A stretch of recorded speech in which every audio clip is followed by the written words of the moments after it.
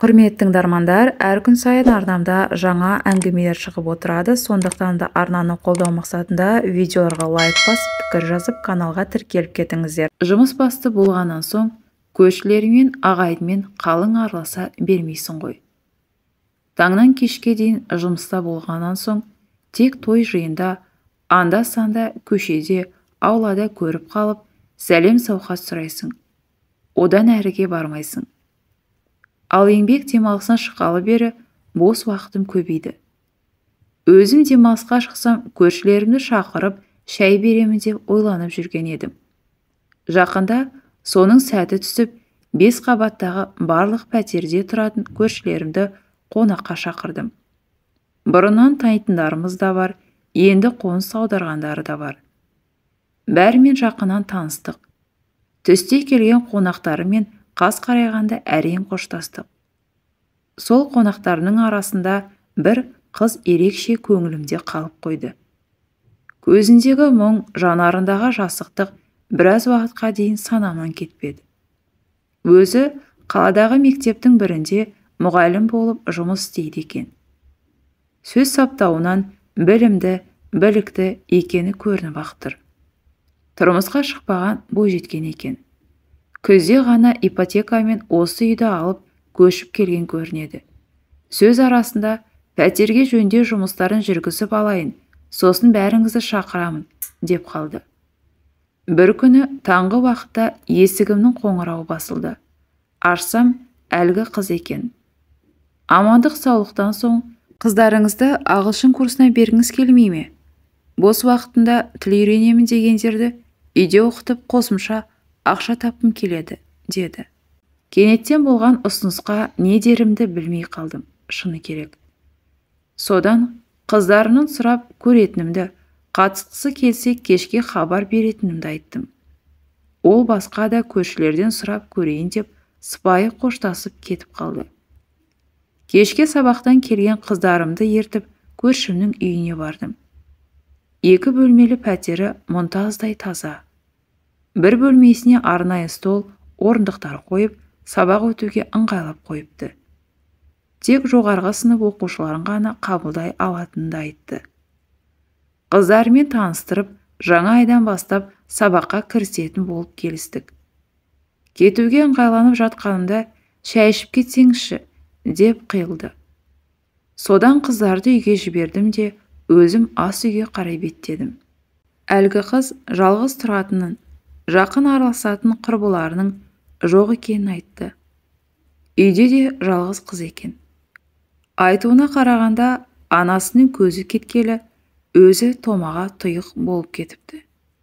Мектепті бітіріп, жоғарғы оқу орнына түстім. Ауылдан келген бізге қала өмірі тым қызық еді. Қадағалап, қадамымызды бақылап отыратын ата-ана жоқ. Қандай киім кисек те, қайда барсақ та, ешкім шектеу қоймайды. Өз еркіміз өзімізде, алаңсыз рахат өмір сүріп жүрдік. Студенттік өмірді қызықты етіп өткізейік деп, жаңадан танысқан қыздар бір-бірімізге серт бердік. 5 қыз жатақханада бірге тұрамыз. Оның 2-і 3-ші, 1-і 2-ші, біз құрбым екеуміз 1-ші курс студентіміз. Сабақтан келгеннен соң, бөлмедегі қыздармен бірге қалаға қыдырамыз. Отырысқа бірге барамыз. Содан бір сейіл құрып жүрген шақта аңдамай от бастым. 3-ші курста оқитын жігітпен жақын араласатын едік. Оның маған ерекше көзқарасы, сұлу сөздері мен көрсеткен ілтипаты абыройымды аяқ асты етті. Кезекті бір отырыста еркімнен тыс абыройыма тиісіп, арымды таптады. Жасаған кінәсін мойнымен көтеруге серт берді. Бірақ уәдесінде тұра алмай, түрлі сылтаумен тайып тұрды. Мен де жағдайымды жақ ашып, ешкімге айта алмадым. Ата-анамнан да жасырдым. Арада 2 ай өткенде құрсағымда бала бар екенін білдім. Алдыру үшін талай әрекет жасадым. Тіпті жасырын түрде гинекологқа бардым да. Бірақ батылым жетпеді. Бар күш-жігерімді жинап, басымнан өткен жағдайды анама айттым. Үйдегі жалғыз қыз болған соң, әкемнің еркесі едім. Екі ағам да шекемнен шерткен емес. Менің жағдайымды білген үшеуі де бетіме басып ұрыспады. Үлкен ағамның үйленгеніне 5 жылдай болған еді. Бірақ балалары жоқ еді. Мұны отбасымызға келген сынақ деп қабылдадық. Содан оқуымды сырттай бөлімге ауыстырып, үлкен ағамның қолына басқа қалаға кеттім. Ағай мен жеңгем баламды босанғанша мені баптап күтті. Ай күнім жетіп, дүниеге ұл әкелдім. Перзентханадан шыға салысымен-ақ сәбиімді бір ретте емізбестен жеңгемнің бауырына салдым. Тіпті балаға ата-анасы деп ағай мен жеңгемнің атын жаздырдым. Содан баламды тастап басқа қалаға өз қалама оралдым. Ыңғайлы жұмыс табыла қоймады. Бірде анда, бірде мұнда жүріп жұмыс істедім. Бұл жүрісім әкеме ұнамады. Ауылға келіп мектепке орналастым.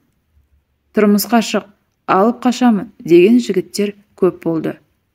Бірақ жағдайым жетісіп тұрмағаннан соң келісім бермедім. Бәрінде кері қайтардым. Солай жүргенде уақыт та зымырап өте шықты. Қазір жасым 30-ға жақындап қалды. Тұрмысқа шықпайтыным анық болғаннан соң пәтер жағаламай өз баспанам болсын деп ақшаның басын қосып, жетпегетін әкемнен алып, ипотекамен осы үйді алдық. Ай сайынғы ақшасын әкем зейнетақысынан төлейді. Анам былтыр қыста қайтыс болды. Анам бар кезде бақытты едім. Оның үстіне жалғызсырамай, жетімдік көрмей келдім. Қазірде жағдайым жаман дей алмаймын. Әкем де, екі ағам да барынша қолдау білдіріп, жоғымды түгендеп отыр. Күнде жанымда болмаса да, жағдайымды біліп хабар алып тұрады. Бірақ жастықпен тастап кеткен ұлымның тағдыры мені алаңдатады. Ұлым 5 жасқа толғанша аға мен жеңгеме еркелеп бақытты өмір сүрді. 5 жылдан соң жеңгем құрсақ көтеріп, өзінің сәбиін дүниеге әкелгеннен соң өзгеріп шықты. Балама дөрекі сөйлеп, жекі бұрысқан кезде жүрегім ауырып кетеді. Менің алдында да нұқып, қол жүгіртеді.